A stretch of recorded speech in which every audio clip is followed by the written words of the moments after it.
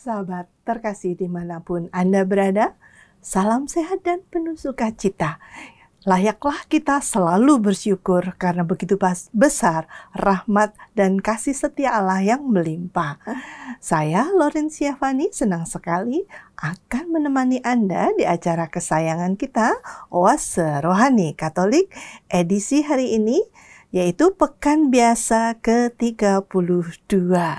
Telah hadir di studio bersama kita Romo Karolus Putranto Trihidayat Projo, atau yang akrab disapa dengan Romo Uut. Selamat datang Romo Uut. Salam sehat Fani. Salam sukacita juga Romo. Penuh sukacita berada lagi di antara sahabat-sahabat Oase Rohani Katolik. Iya. Baik, kita segera mulai acara kita ini dengan doa pembuka yang akan dipimpin oleh Romo. Silakan Mo. Marilah kita masuki saat teduh. Kita ingin mendengarkan firman dan menanggapinya dalam iman. Dalam nama Bapa dan Putra dan Roh Kudus. Amin. Amin. Allah Bapa kami, Gembala yang setia, yang menuntun kami dalam jatuh bangun pesiarahan kami. Syukur untuk kesempatan ini. Kami Kau berikan waktu dan juga kerinduan untuk mendengarkan firman-Mu. Berikanlah kami cahaya Roh-Mu sendiri, agar mampu menimba kekuatan dari firman yang akan kami dengarkan dalam permenungan pada kesempatan ini, sehingga kami dapat melangkah sesuai dengan rencana-Mu. Bunda Maria, teladan, pendengar, dan pelaksana firman, doakanlah kami anak-anak-Mu. Dalam nama Bapa dan Putra dan Roh Kudus. Amin. Amin. Kita mulai Romo. Ya. Antifon pembuka. Belalah orang lemah dan yatim piatu. Berilah keadilan kepada orang hina dan papa. Luputkanlah orang lemah dan miskin. Luputkanlah mereka dari tangan orang berdosa. Bacaan pertama diambil dari surat Rasul Paulus kepada Titus, bab 3 ayat 1-7. Saudara-saudara terkasih, ingatkanlah semua orang agar tunduk pada pemerintah dan pada penguasa. Hendaklah mereka taat dan siap sedia melakukan setiap pekerjaan yang baik. Janganlah mereka menfitnah atau bertengkar. Hendaklah mereka selalu ramah dan bersikap lemah lembut terhadap semua orang. Sebab dahulu kita juga hidup dalam kejahilan, tidak taat, sesat, menjadi hamba berbagai-bagai nafsu dan keinginan, hidup dalam kejahatan dan kedengkian, keji dan saling membenci. Tetapi ketika telah nyatalah kerahiman dan kasih Allah serta juru selamat kita kepada manusia, maka kita diselamatkan olehnya.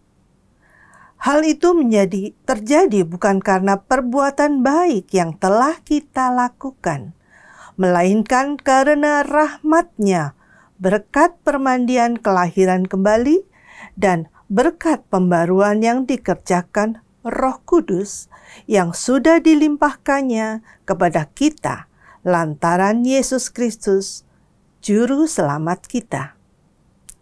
Dengan demikian, kita sebagai orang yang dibenarkan oleh kasih karunia-Nya berhak menerima hidup yang kekal sesuai dengan pengharapan kita. Demikianlah sabda Tuhan. Syukur kepada Allah. Marilah kita tanggapi dengan mazmur.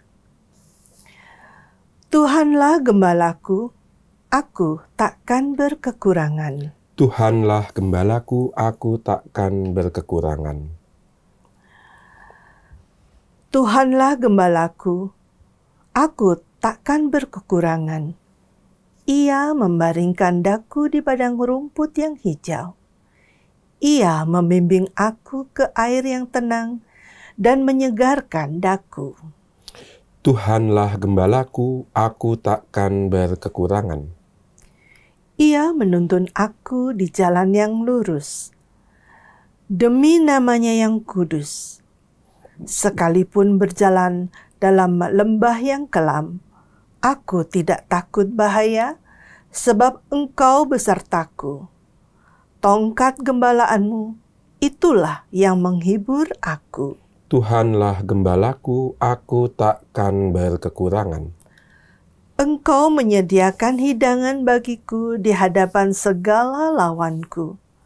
Engkau mengurapi kepalaku dengan minyak, pialaku penuh berlimpah. Tuhanlah gembalaku, aku takkan berkekurangan. Kerelaan dan kemurahan-Mu mengiringi aku seumur hidupku. Aku akan diam di dalam rumah Tuhan sepanjang masa. Tuhanlah gembalaku, aku takkan berkekurangan.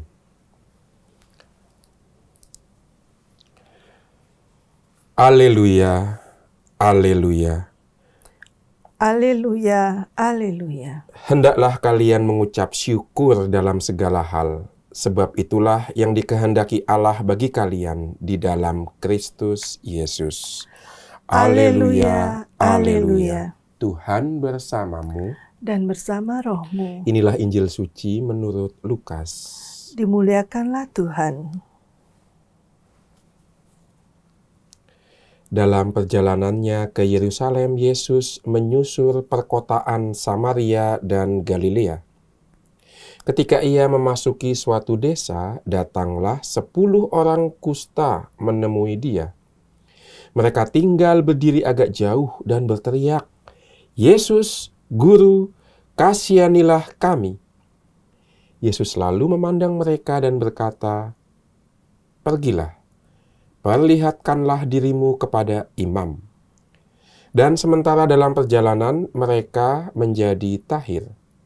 Seorang di antara mereka ketika melihat bahwa dirinya telah sembuh, kembali sambil memuliakan Allah dengan suara nyaring, lalu tersungkur di depan kaki Yesus dan mengucap syukur kepadanya. Orang itu seorang Samaria. Lalu Yesus berkata, "Bukankah ke-10 orang tadi semuanya telah menjadi tahir? Di manakah yang 9 orang tadi? Tidak adakah di antara mereka yang kembali untuk memuliakan Allah selain orang asing ini?" Lalu ia berkata kepada orang itu, "Berdirilah dan pergilah. Imanmu telah menyelamatkan engkau." Demikianlah sabda Tuhan. Terpujilah Kristus. Sahabat Oase Rohani Katolik yang dikasihi Tuhan, telah kita simak bersama firman Tuhan. Sekarang marilah kita menimba inspirasi yang akan dibawakan oleh Romo Uut dalam permenungan kedua bacaan hari ini. Baik. Romo, silakan Romo. Baik Fani dan para sahabat Oase Rohani Katolik yang terkasih, ada satu benang merah yang menghubungkan bacaan pertama dari surat Rasul Paulus kepada Titus dan Injil Lukas pada hari ini, yaitu sebuah undangan dari Tuhan agar kita bisa melihat tongkat penggembalaan Allah dalam setiap peristiwa, ya. Entah dalam peristiwa untung, entah dalam peristiwa malang, entah dalam suka, entah dalam duka, ada rencana Allah yang tersembunyi dan kita bisa memaknai setiap peristiwa itu kalau kita letakkan di bawah apa mau Allah bagiku pada situasi itu. Ya. Itu benang merahnya. Maka kalau kita lihat sebagai contoh dalam bacaan pertama, ya, dikatakan di situ bagaimana Santo Paulus meminta agar semua orang Kristen, semua orang yang menjadi pengikut Yesus karena pewartaan Santo Paulus, yaitu orang-orang yang bukan dari kalangan Yahudi, itu diminta untuk taat kepada pemerintah. Ya. Ini satu hal yang agak asing karena di zaman sekarang orang cenderung mengkritik, ya, ataupun memberi masukan kepada pemerintah. Tapi Santo Paulus mengatakan, ingatlah agar orang-orang tunduk pada pemerintah dan penguasa. Tentu konteksnya berbeda, ya, dengan kita yang hidup di zaman sekarang, di zaman demokratis ya seperti saat ini. Pada waktu itu Santo Paulus hidup di tengah pemerintahan kekaisaran Roma.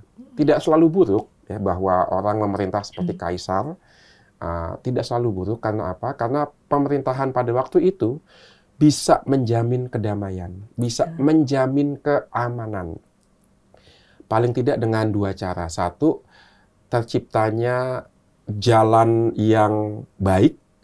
Kalau jalannya itu bagus, jalur transportasi itu baik, maka ada banyak hal baik juga yang ikut. Misalnya bisa melakukan distribusi barang dengan lancar, perdagangan baik, ekonomi naik.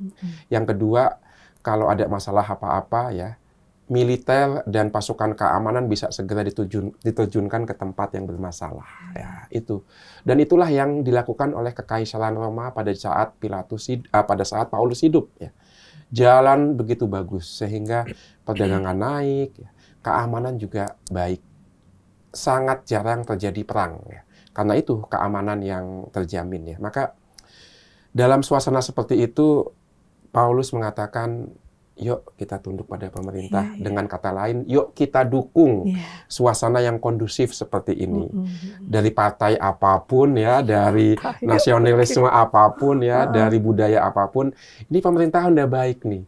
Yuk kita singkirkan sejenak ego nasionalis, ego sukuisme. Kita dukung ini suasana yang baik ini. Nah, maksudnya seperti itu. Bukankah pewartaan Paulus juga mau mengatakan kebaikan juga ya? Kerajaan Allah ditampilkan dalam kehidupan bersama yang baik. Lihat Santo Paulus itu kan orang Yahudi. Dia nggak gengsi tunduk di bawah pemerintahan asing ya, pemerintahan Roma. Dia nggak gengsi ya. Dia tidak mendahulukan sukunya, keagamaannya, nggak. Apa yang dibuat pemerintahan Roma untuk kebaikan semua.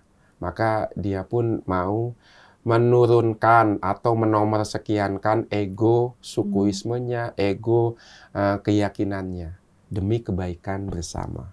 Nah, ini. Dan itu objektif, itu tidak subjektif, tidak suka-sukanya Paulus, enggak, tapi memang membawa kebaikan kok. Dan inilah yang diapresiasi oleh Paulus atas pemerintahan Roma pada saat itu.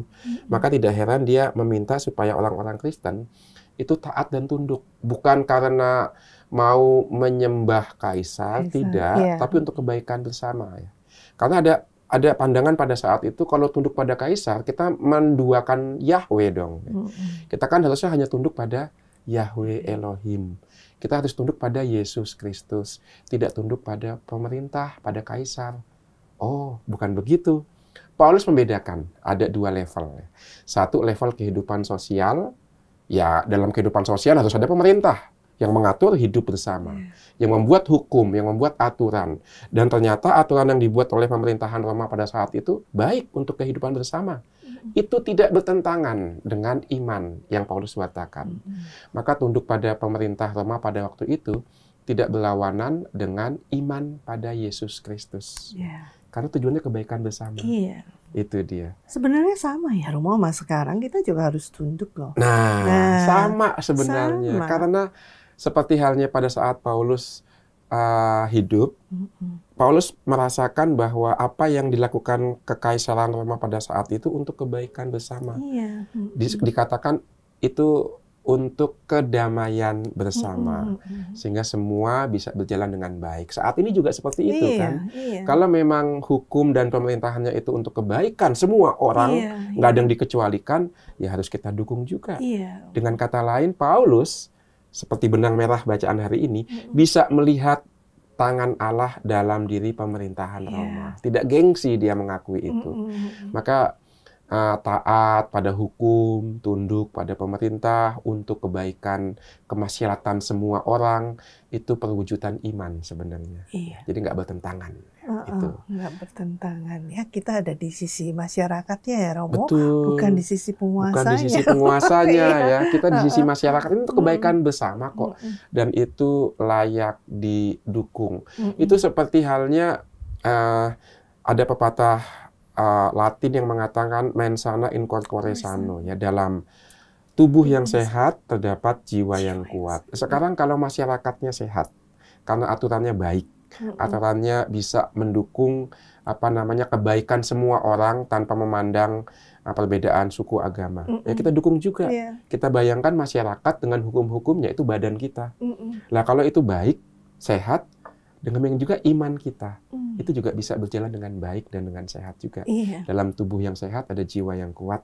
Dalam masyarakat yang baik, yang teratur, yang aman, yang damai, pengungkapan iman, penghayatan iman juga bisa berjalan dengan lancar. Nah, itu yang mau dikatakan Santo Paulus dalam bacaan pertama. Dia bisa melihat campur tangan Allah dalam pemerintahan yang seolah-olah itu berlawanan ya, karena kan Yahudi, Roma. Seolah-olah berlawanan, tapi tidak. Sebenarnya ini bukan hal baru. Kalau kita lihat dalam kitab Yesaya, sudah sejak 5 atau 6 abad sebelumnya pun Nabi Yesaya melakukan hal yang sama. Ketika Raja Cyrus ya dari Persia, itu Darius dari Persia, itu bisa mengalahkan kerajaan Babilonia dan membuat orang Yahudi bisa pulang dari pembuangan Babilonia ke tanah suci. Nabi Yesaya pun melihat hal yang sama. Dalam diri Raja Persia ada campur tangan Allah. Jadi Allah bisa bekerja juga di luar batas-batas keyakinan iman, budaya, dan kebanggaan nasionalis kita ya itu. Allah bisa menggunakan semuanya untuk melaksanakan rencananya. Maka bahkan dikatakan di situ, untuk taat pada hukum itu juga membantu iman kita. Dikatakan, sebab dahulu kita juga hidup dalam kejahilan, tidak taat, sesat, menjadi hamba berbagai nafsu, hidup dalam kejahatan dan kedengkian, keji dan saling membenci. Ketika kita taat pada hukum, kita belajar untuk nggak egois. Ini belum sampai pada tahap iman ya, baru tahap hukum dan masyarakat. Maka taat pada hukum yang ada dalam masyarakat itu pun membantu kehidupan iman kita, mengurangi egoisme kita, mengurangi kedengkian kita, dan membuat kita belajar hidup bersama satu dengan yang lain.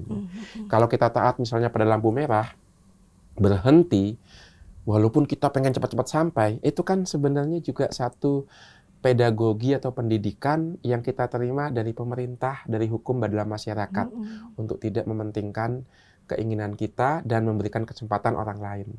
Itu pedagogi sebenarnya. Seperti halnya ketika Paulus memberikan masukan kepada orang-orang Kristen Yahudi, bahwa hukum Taurat itu pun pedagogi yang dipakai Allah supaya orang sampai kepada sang pendidik ilahi, yaitu Yesus sendiri.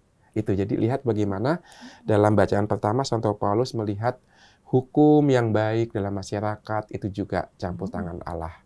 Kalau kita kembalikan ke kehidupan kita, khususnya di Keuskupan Agung Jakarta ya, bagaimana kan Bapak Uskup dan semua umat Jakarta juga menemukan kehendak Allah dalam 5 sila dalam Pancasila. Ya. Makanya dimasukkan dalam arah dasar kehidupan bersama, ya kan? Karena ya itulah cara Allah ya. Juga bisa menggunakan dinamika bermasyarakat dengan norma-norma, dengan sila-silanya, ya itu.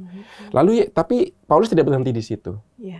Paulus sampai pada ketika Allah menyatakan kerahiman dan kasih-Nya serta juru selamatnya. Nah, itu kemudian disampaikan bahwa kita diselamatkan bukan karena hukum, tapi karena belas kasih Allah.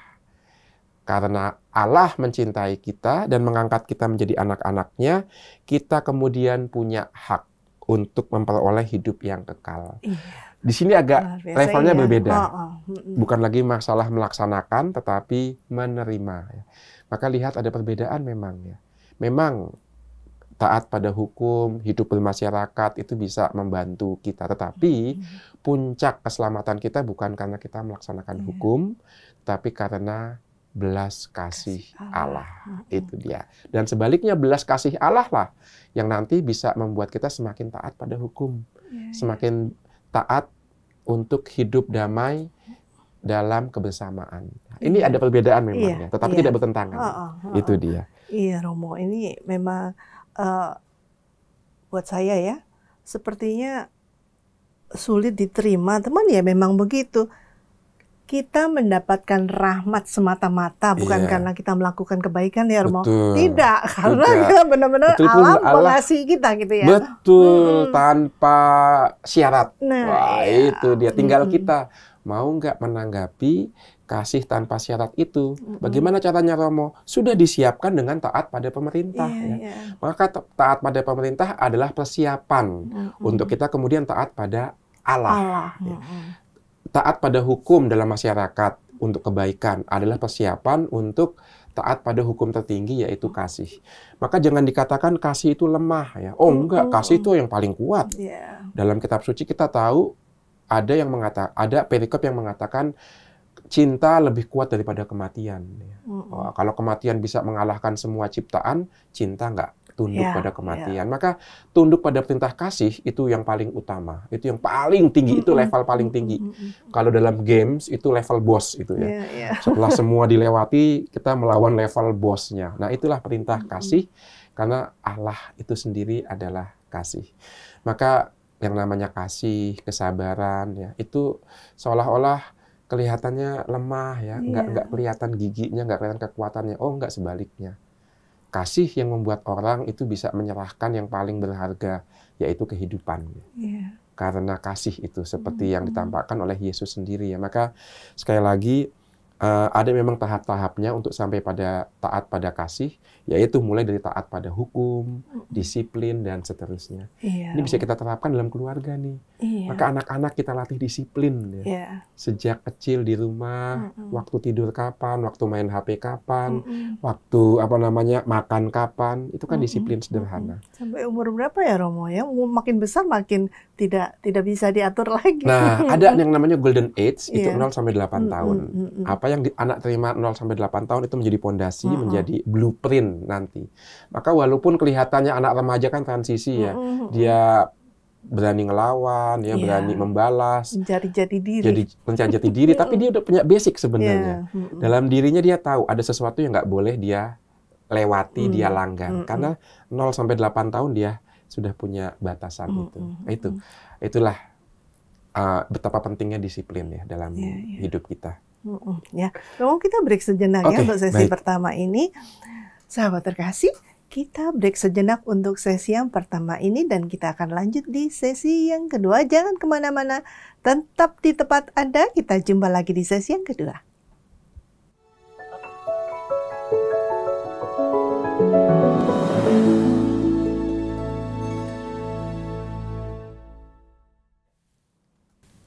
Sahabat terkasih, terima kasih untuk kesetiaan Anda masih bersama kami, Romo Uud dan saya Fani, di acara kesayangan kita, Oase Rohani Katolik edisi hari ini. Bagi Anda yang ingin menyampaikan pesan, dapat menuliskan pesan Anda ke email kami di orkaj2021@gmail.com atau nomor telepon WhatsApp 0881 0251 33438. Baik Romo, kita lanjut permenungan yang asik banget nih Romo. Mari Romo, mau sedikit mengulas lagi atau langsung ke Injil nih Romo? Iya, sedikit mengulas yang benang merah tadi itu ya. Jadi seperti dalam bacaan pertama yang sudah kita renungkan, Paulus bisa melihat tangan Allah dalam hukum, dalam hidup bersama, dalam pemerintahan, yang menyiapkan orang untuk tidak egois, dan itu membantu orang untuk terbuka pada tuntunan Allah. Demikian juga dalam bacaan Injil, kita melihat bagaimana 10 orang kusta itu ya bisa melihat rencana Allah dalam hidup mereka. Ada 10 yang disembuhkan, tapi hanya 1 yang bisa melihat rencana Allah itu. Jadi nggak selalu orang tuh bisa menemukan rencana Allah dalam situasi hidupnya. Maka di sini pertanyaannya bagaimana caranya? Dan situasi-situasi apa saja yang bisa mendukung kita sehingga bisa melihat rencana Allah. Contohnya nyata, jelas dalam bacaan pertama, bacaan Injil hari ini. Maka kita kupas pelan-pelan. Yang menarik adalah Yesus sedang dalam perjalanan ke Yerusalem. Jadi mulai dari bab 9 sampai bab 17 itu nggak sampai Yesus di Yerusalem. Itu banyak mampirnya. Banyak mampirnya. Jadi dalam Injil Lukas coba kita lihat itu butuh kurang lebih 8 sampai 10 bab ya. Yesus baru sampai ke Yerusalem. Banyak mampirnya kata Fani tadi. Ya. Betul juga banyak mampirnya dalam arti untuk penginjil Lukas Yerusalem adalah puncak. Maka nggak bisa langsung sampai. Yerusalem adalah tujuan. Karena disitulah Yesus akan satu, mewartakan kerajaan Allah, dua, wafat, dan yang ketiga bangkit, dan yang keempat mengutus para muridnya. Dan belum selesai. Yang kelima, Roh Kudus turun. Maka lihat betapa pentingnya Yerusalem untuk kisah Yesus dalam Injil Lukas. Maka sengaja yang penting itu kan disiapannya panjang ya. Seperti nanti kita masa Advent kan juga menyiapkan untuk Natal. Jadi yang penting itu memang perlu disiapkan. Maka demikian juga Yesus dalam Injil Lukas. Belum sampai Yerusalem. Perjalanan menuju Yerusalem. Nah, dalam perjalanan menuju destinasi terakhirnya itulah Yesus kemudian berjumpa dengan 10 orang kusta. Menarik bahwa dikatakan Yesus sedang menuju ke Yerusalem ada di antara Galilea dan Samaria.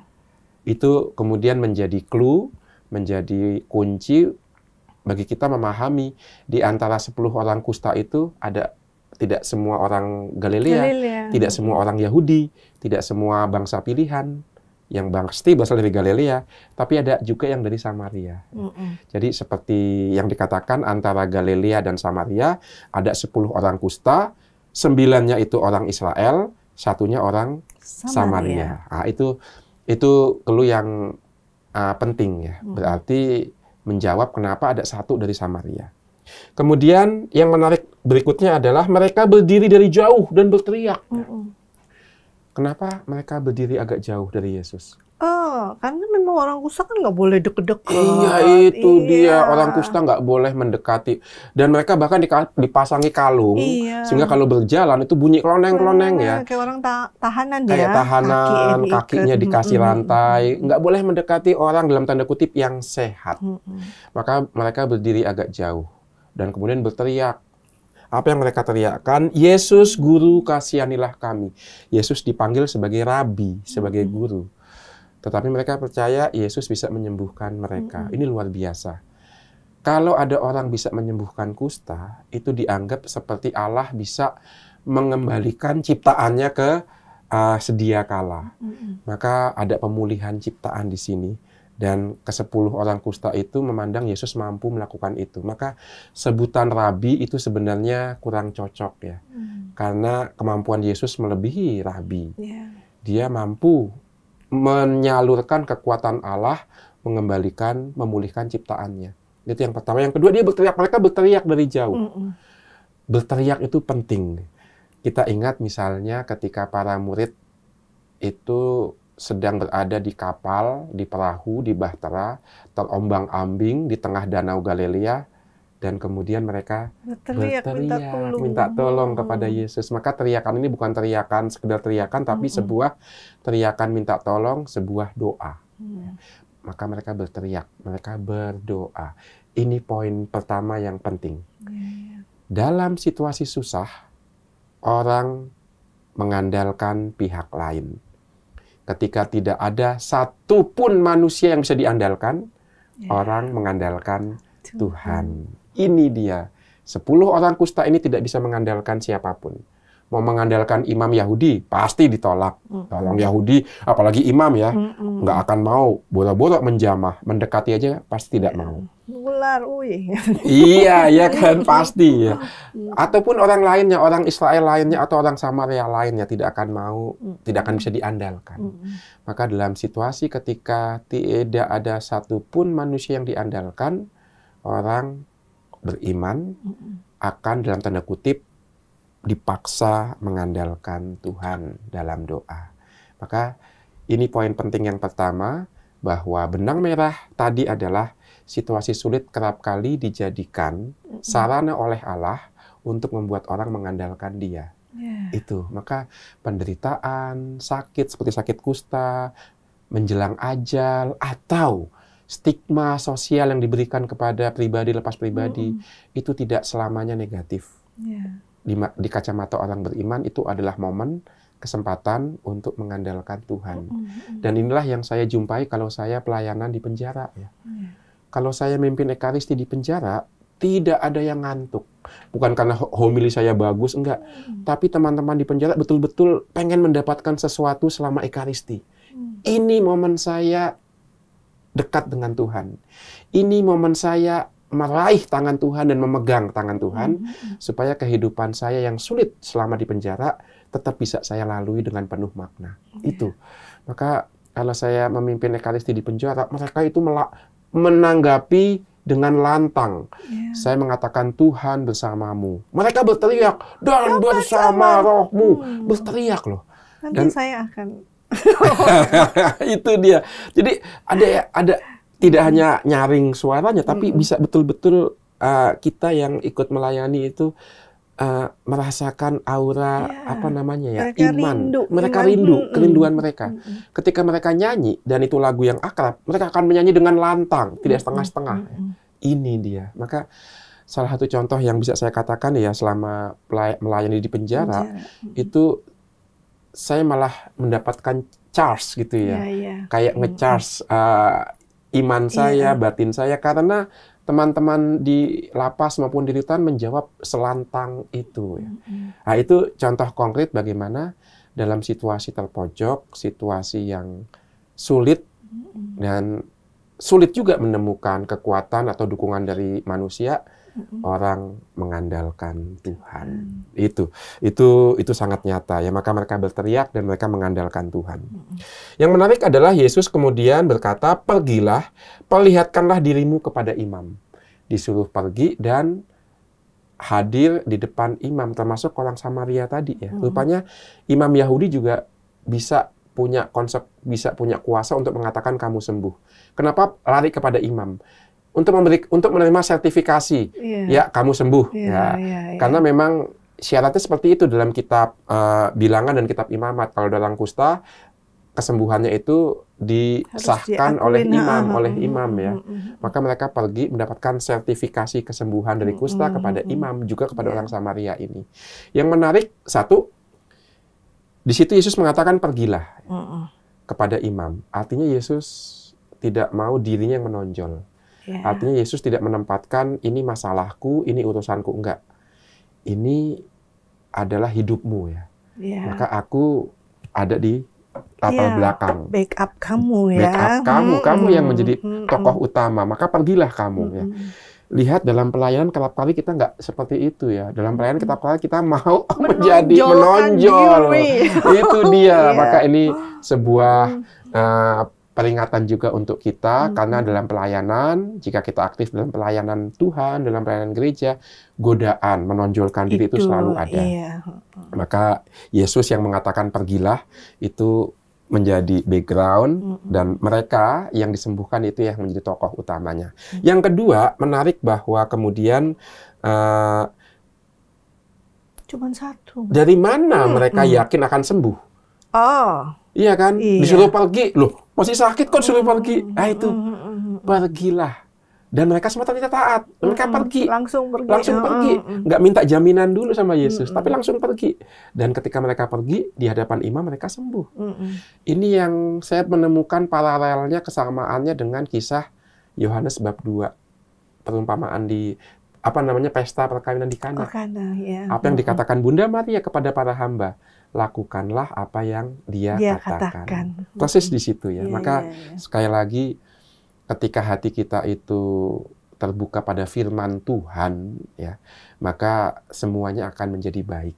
Ketika kita terbuka, dituntun oleh firman Tuhan, melakukan apa yang dia katakan, maka semuanya akan menjadi baik. Dan yang terakhir, satu orang kembali. Ini poin penting yang kedua. Semuanya pernah sakit, semuanya sembuh, tapi hanya satu yang melihat rencana Allah, yaitu orang Samaria. Kira-kira apa alasannya? Alasannya adalah orang Samaria itu double penderitaannya. Tidak hanya kusta, tapi juga kena stigma dari orang Yahudi sebagai bid'ah, sebagai orang yang tidak pure Yahudi lagi. Maka ada double penderitaannya. Selain sakit kusta, juga kena stigma dari orang Yahudi. Maka artinya apa? Artinya semakin sulit penderitaan kita, itu mendorong kita untuk semakin melihat rencana Tuhan. atau menggunakan istilahnya. Ada satu penyair dari Libanon namanya Khalil Gibran. Oh, ya. Dia mengatakan begini, semakin dalam piala penderitaan kita, semakin banyak anggur keselamatan yang bisa kita tampung. Ini yang dialami orang Samaria. Ketika dia double penderitaannya karena kusta dan karena kena stigma dari orang Yahudi, justru di situ dia bisa melihat rencana Allah. Dia yang kembali. Dan itu bukan tanpa alasan. Kalau kita lihat kitab suci, bukankah mereka yang kecil, lemah, tersingkir, itu yang paling bisa mengenal rencana Allah. Itu dia. Maka saya juga akan mengutip dari Evangelii Gaudium. Bapak Paus Fransiskus mengatakan, kita bisa belajar banyak dari orang lemah, kecil, dan menderita. Apa itu? Kemampuan mereka bertahan karena mengandalkan kekuatan Tuhan. Itu Evangelii Gaudium. Maka untuk Kuskupan Agung Jakarta tahun 2025, arah dasarnya adalah semakin peduli kepada yang kecil, lemah, miskin, tersingkir. Bukan pertama-tama untuk menjadikan saudara-saudari yang lemah ini objek belas kasih kita, tidak. Tetapi kita diundang melihat kehadiran Yesus dalam diri saudara-saudari yang kecil, lemah, dan tersingkir ini. Karena saudara-saudari inilah yang bisa mengajarkan kita bagaimana mengandalkan Tuhan. Itu. Luar biasa. Ya. Semoga kita dimampukan ya Romo ya. Ya, semoga kita semakin banyak belajar ya dari dimampukan untuk mengerti apa sih kehendak Tuhan ini dalam hidupku. Iya, sahabat terkasih, kita sudah di penghujung acara, maka kita akan tutup acara ini dengan doa penutup dan kita mohon berkat melalui Romo Uut. Silakan Romo. Mari kita bersatu dalam doa. Dalam nama Bapa dan Putra dan Roh Kudus. Amin. Allah Bapa kami, syukur untuk firman yang Kau taburkan pada kami dalam kesempatan ini. Kami semakin mengerti Engkau mengundang kami untuk berani mengandalkan-Mu. Maka jadikanlah firman yang sudah kami dengarkan dan kami renungkan ini menjadi pendorong kami untuk hari lepas hari belajar, berpegang pada tangan-Mu, pada tongkat penggembalaanmu. Demi Yesus Putramu Tuhan dan Gembala kami, kini dan sepanjang segala masa. Amin. Tuhan bersamamu. Dan bersama rohmu. Semoga kita, komunitas dan keluarga kita, serta pesiaran kita hari ini, senantiasa dituntun, dilindungi, dan diberkati oleh Allah yang Maha Kuasa, Bapa dan Putra dan Roh Kudus. Amin. Terima kasih banyak Romo. Sama-sama Fani. Sahabat terkasih, akhir kata Romo Uut dan saya Fani pamit undur diri. Sampai jumpa di Oase Rohani Katolik berikutnya. Salam damai.